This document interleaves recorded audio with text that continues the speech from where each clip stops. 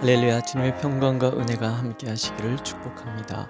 오늘 하나님께서 우리에게 주시는 말씀은 누가복음 11장 45절에서 54절까지의 말씀입니다. 한 율법 교사가 예수께 대답하여 이르되 선생님, 이렇게 말씀하시니 우리까지 모욕하심이니이다. 이르시되 화 있을진저 또 너희 율법 교사여, 지기 어려운 짐을 사람에게 지우고 너희는 한 손가락도 이 짐에 대지 않는도다. 화 있을진저 너희는 선지자들의 무덤을 만드는도다. 그들을 죽인 자도 너희 조상들이로다. 이와 같이 그들은 죽이고 너희는 무덤을 만드니 너희가 너희 조상의 행한 일에 증인이 되어 옳게 여기는도다. 그러므로 하나님의 지혜가 일렀으되 내가 선지자와 사도들을 그들에게 보내리니 그 중에서 덜어는 죽이며 또 박해하리라 하였느니라. 창세 이후로 흘린 모든 선지자의 피를 이 세대가 담당하되 곧 아벨의 피로부터 제단과 성전 사이에서 죽임을 당한 사가랴의 피까지 하리라. 내가 너에게 이르노니 과연 이 세대가 담당하리라. 화 있을진저 너희 율법 교사여, 너희가 지식의 열쇠를 가져가서 너희도 들어가지 않고 또 들어가고자 하는 자도 막았느니라 하시니라. 거기서 나오실 때에 서기관과 바리새인들이 거세게 달려들어 여러 가지 일을 따져묻고 그 입에서 나오는 말을 책잡고자 하여 노리고 있더라. 아멘. 야고보서는 선생된 우리가 더 큰 심판을 받을 줄 알고 선생이 많이 되지 말라고 권하고 있습니다. 그 이유를 우리가 다 실수가 많으니 말에 실수가 없는 자라면 온전한 사람이라 설명하지요. 가르친다고 다 선생이 될 수 없는 것은 선생에게는 그 한 말에 대한 책임이 있기 때문입니다. 야고보서가 특히 행함이 있는 신앙을 강조하고 있기에 말에 대한 책임을 강조하는 것은 당연한 것일 것입니다. 예수님 당시의 율법 교사들은 대부분이 바리새인들 중에서 나왔고 당시 바리새인들의 행동에 이론을 뒷받침하고 또 그 이론을 위하여 변론하는 사람들이었습니다.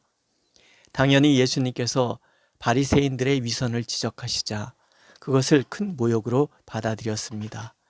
율법 교사로서 그들은 율법의 바른 정신을 구현해야 할 책임이 있어 예수님의 가르침을 받아들여야 했음에도 오히려 스스로 의롭고 또한 율법의 지식에 있어서 완전하다고 생각하고 있었기에 굉장히 방어적인 태도를 보이는 것이지요.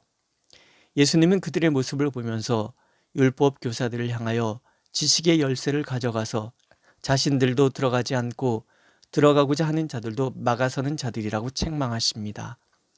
올바른 가르침을 통해서 하나님께서 주신 율법의 참된 정신을 구현해야 할 자신들이 오히려 위선을 부추기고 있고 또 그 위선에 대한 지적에 회개하기는커녕 방어적인 자세로 항변하고 있기 때문입니다.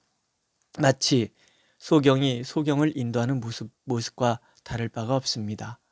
예수님께서는 율법 교사들의 문제를 하나하나 지적하십니다. 먼저는 지기 어려운 짐을 지우고 손가락도 이 짐에 대지 않는도다 하고 책망하십니다. 우리가 전에 들은 바로 당시의 율법에 대한 세세한 조항들은 율법 교사들이 만든 것이었습니다.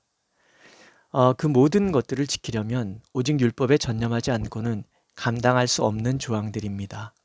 우리가 앞에서 읽은 대로 안식일에 손이 마른 자를 고쳐야 되는가 마는가로 따지는 이들이 율법 교사들이었습니다. 당연히 손이 말라 고생하는 자를 고치는 것이 진정한 안식의 율법 정신임을 그들이 몰랐기 때문이라고는 말할 수 없습니다. 그들이 마음이 율법의 정신을 구현한 것이 아니라 작구에 얽매이고 판단하고 지적하는 데만 눈이 발달했기 때문입니다. 율법주의 신앙이 그렇습니다.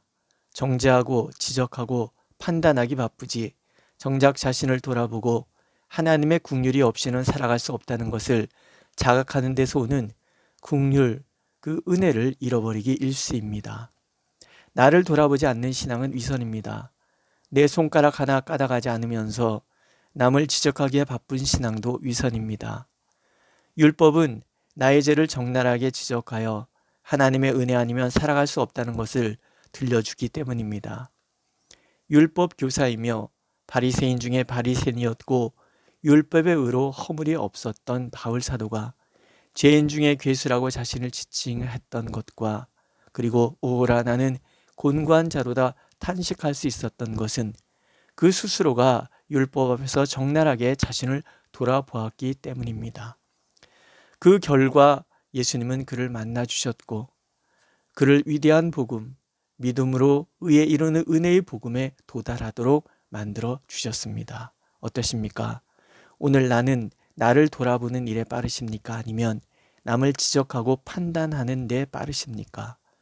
우리는 그저 은혜로만 살아가는 죄인이라는 인식, 그 누구도 지적할 자격이 없는 죄인임을 인식하는 것만이 율법주의에서 벗어나는 길임을 하나님께서는 기억하길 원하십니다.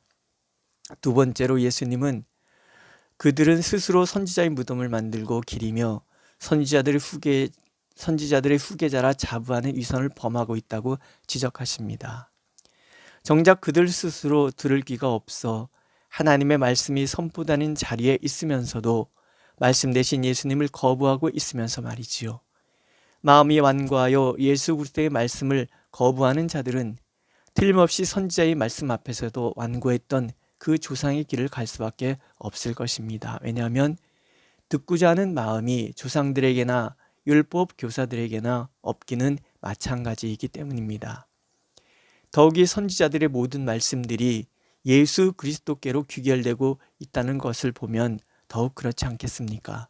닫혀있는 마음, 결국 그 교만과 완고함, 스스로 지식의 정점에 있다고 생각하는 그 교만이 예수님을 십자가로 몰아넣었고 예수님의 가르침에 득달같이 달려들어 따지고 책잡고자 노력하는 행동으로 나타난 것이지요. 역사를 통해서 배우는 것이 없는 민족은 망할 수밖에 없다고 말합니다. 율법 교사들은 선지자들을 죽인 조상들에게서 완고함과 교만이 주는 비극을 배웠어야 할 것입니다. 스스로 지식의 정점에 있다고 자부하여 예수님의 가르침에 토달고 거부감을 보이고 이단시할 것이 아니라 오히려 자신들을 돌아보고 회개하고 자신을 쳐서 복종시켜야 했습니다. 요한복음에서 말씀하시지요. 자기 땅에 오매 자기 백성이 영접하지 아니하였으나 바로 그들입니다. 지식의 오만과 교만에 빠져 완고하게 예수님을 거부했던 사람들, 바로 그들이 자기 땅에 예수님이 오셨는데 영접하지 아니하였던 그런 사람입니다. 그러나 다른 사람들도 있습니다. 요한복음에 이어지는 말씀을 읽어드립니다. 영접하는 자, 곧 그 이름을 믿는 자들에게는 하나님의 자녀가 되는 권세를 주셨으니. 영접이라는 말, 믿고 받아들이는 마음이지요. 예수 그리스도의 하나님 되심과 말씀 그 자체의 심을 받아들이는 자들이 누리는 특권입니다. 베드로가 그러하였고 사도 요한이 그러하였고 바울 사도가 그러하였고 초대교회 당시에 예수님의 말씀을 받아들이고 예수님을 구주로 영접했던 모든 사람들이 누렸던 특권입니다. 신앙이 오래되면 설교가 귀에 들어오지 않습니다. 너무나 많이 들었기 때문에 그러다 나도 모르게 말씀 앞에서 말씀을 듣고자 하는 마음을 잃어버릴 수 있습니다. 그러므로 우리는 날마다 나를 돌아보아야 합니다. 읽고 또 읽고 듣고 또 들으면서도 늘 주여 말씀하옵소서 중의 종이 듣겠나이다 라고 고백해야 합니다. 그럴 때 우리는 나를 향해 들려오는 하나님의 음성 앞에 겸손할 수 있고 나를 쳐서 복종하는 신앙으로 나갈 수 있습니다. 예수님께서 말씀하시지 않습니까? 좋은 땅에 있다는 것은 착하고 좋은 마음으로 말씀을 듣고 지키어 인내로 결실하는 자니라. 어떠십니까? 나는 귀만 높아진 율법주의자일까요? 아니면 어린아이처럼 그저 주님의 음성을 듣고자 원하는 은혜주의자일까요? 하나님께서는 그렇게 말씀 앞에서 겸손한 우리가 되길 원하고 계십니다. 세 번째로 행함이 없는 믿음은 죽은 것이라고 지적하십니다. 다 아시다시피 앞에서 많이 선생이 되지 말라시던 야고보서의 말씀은 결코 선생이 되지 말라는 말씀은 아닙니다. 말씀에 맡은 자 된다는 것이 얼마나 영광스럽습니까? 예수님께서 복음서에서 말씀하시지 않습니까?